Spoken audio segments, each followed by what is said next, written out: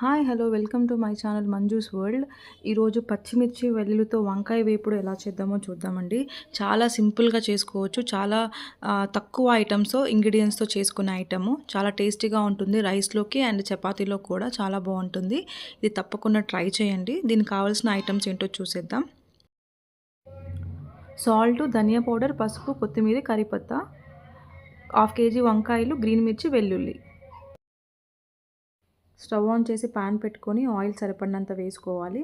Oil heat అయ్యాక జీలకర్ర వేసేసుకోవాలి. పచ్చిమిర్చి వెల్లుల్లిని ఇలా కచ్చా పచ్చగా దంచుకోవాలండి.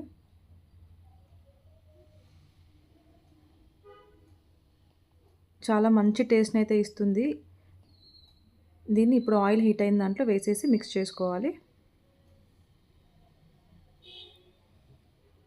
చాలా సింపుల్గా అయిపోయే వంకాయ వేపుడు అండి. ఇది చాలా బాగుంటుంది రైస్లోకి అండ్ చపాతీలోకి. ఇందులో కొద్దిగా పసుపు యాడ్ చేసుకోవాలి. ఒకసారి మిక్స్ చేసేసుకోండి. ఇందులోనే కొద్దిగా ఇప్పుడు కరివేపాకు కూడా వేసుకోవాలి.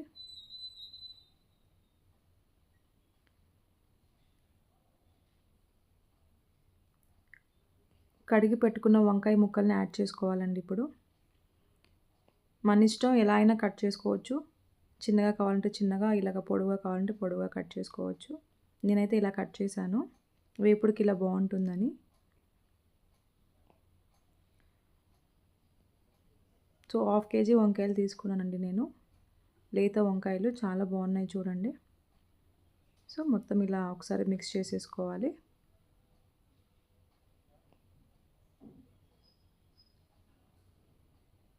ఇందులోనే సాల్ట్ యాడ్ చేసుకోవాలి. అలాగే ధనియా పౌడర్ ఉంటుంది కదా, ధనియా పౌడర్ కూడా యాడ్ చేసుకోవాలి. ఇందులో కారం యూజ్ చేయమండి, ఓన్లీ పచ్చిమిర్చి పేస్ట్ వేసాం కదా, అంతే, దాంతోనే వేపుడు అవుతుంది. చాలా బాగుంటుంది.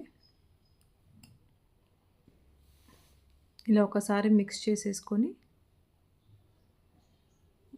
మూత పెట్టేసి ఒక 5 minutes లో ఫ్లేమ్లో మనం మగ్గనివ్వాలి. చాలా ఫాస్ట్గా అయిపోతుందండి, ఎక్కువ టైం అవసరం లేదు దీనికి.